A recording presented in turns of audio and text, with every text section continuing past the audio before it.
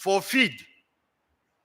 And as we move along through this synergy, we reaffirm our commitment to transforming Uganda's agriculture into a resilient, inclusive, and globally competitive sector. And our government remains committed to empowering smallholder farmers and producer cooperatives through initiatives such as the parish development model. Through research and innovation, we continue to promote agricultural biodiversity, farmer-managed seed systems, which are the critical pillars of agroecology. And these are supported by operationalizing national and community gene banks, and also we are into providing enabling policies and legislative or legislation frameworks. And these include our National Agriculture Extension Policy, the National Organic Agriculture Policy. We have in place the Seed and Plant Act 2006 and the Sustainable Land Management Investment Framework that is drawing towards the end. Nonetheless, we recognize the gaps that must be addressed, and these include finalizing the genetic resources for food and agriculture policy, passing the Organic Agriculture Bill, and completing the national scale strategy for scaling up agroecology. Currently, it is in its final stages of development by the Ministry of Agriculture in collaboration with the Pelum Uganda and the other stakeholders. Our commitment to agroecology was way back demonstrated in 2021 when, together with non-state actors including Pelum Uganda, ESAF, NOGAM, and ACSA, we initiated the development of the National Agroecology Strategy. I am pleased to report that this strategy is nearing the level of approval. Its implementation will be instrumental in promoting sustainable and inclusive food systems across the country. Uganda is among the few African nations that have integrated agroecology into their updated nationally determined contributions, the NDCs. We are currently developing our NDC 3, which will be submitted to the United Nations Framework Conventions on Climate Change. In partnership with the Pelum Uganda, we are preparing a national position paper for COP30 to be held in Belém, Brazil in November 2025. This reflects our unwavering commitment to building climate resilience and advancing mitigation efforts within agriculture, forestry, and land use sectors. We thank Pelum Uganda and all partners for championing the integration of agroecology into these critical processes. As we move forward, the government of Uganda will continue to foster partnerships to expand the reach and impact of our agroecological initiatives. We therefore call upon all stakeholders, the government agencies, research and academic institutions, the private sector, NGOs, farmer organizations, and the donor community to strengthen this collaboration and financing mechanisms to support the implementation of the National Agroecology Strategy when it is approved. Together, let us accelerate the transition to sustainable agriculture and ensure a healthier, more resilient future for all Ugandans and the globe. I thank you very much for your attention. I say this for and on behalf of the Honorable Minister of State for Agriculture, Honorable Major Fred Bugino Chakuraga, for God and my country.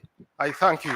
Wonderful. Thank you very much, our chief guest, our good representative of the Minister of State for Agriculture. Thank you very much for putting emphasis on channeling and directing policies, aligning. Thank you very much. Can we give him another round of applause? Ladies and gentlemen,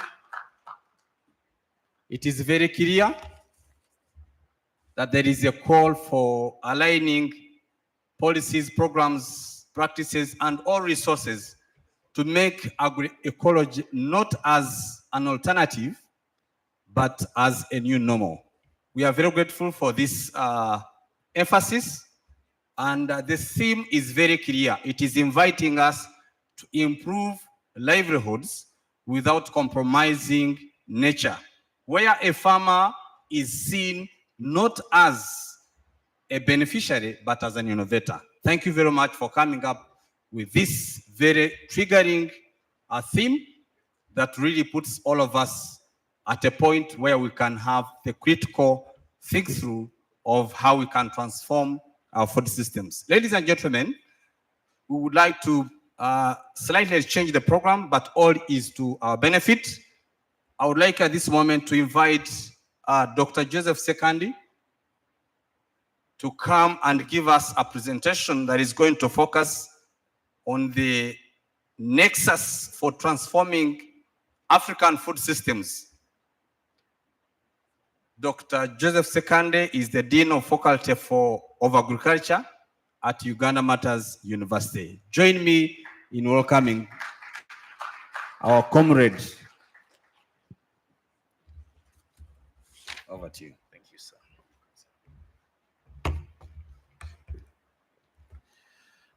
Good morning. For a fear of impersonation and all the crimes that come along that, I'm a former dean of the Faculty of Agriculture.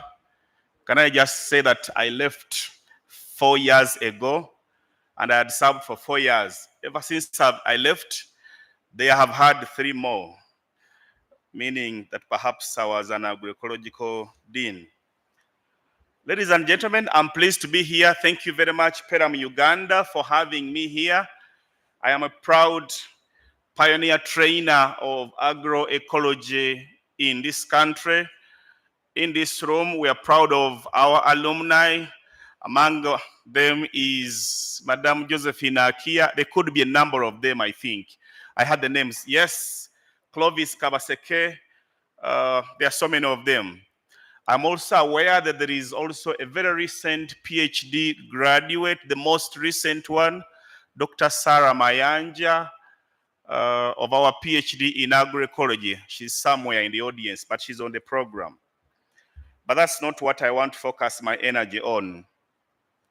Now, ladies and gentlemen, about us as the university, we started talking about things related to agroecology in 2003 when you introduced the Bachelor of Science in Organic Agriculture.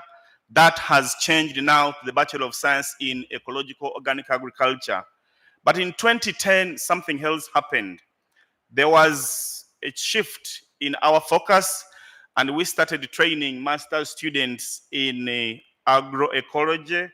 We are proud that this training has built the necessary capacity required to drive this agroecological agenda in this region. We have trained more than 470 master's students, but we have also in recent time graduated 9 PhD students in agroecology. There are quite a few other PhD students in this room. I don't want to mention them. They might think that I'm accusing them of lack of progress. But nonetheless, we are proud of that.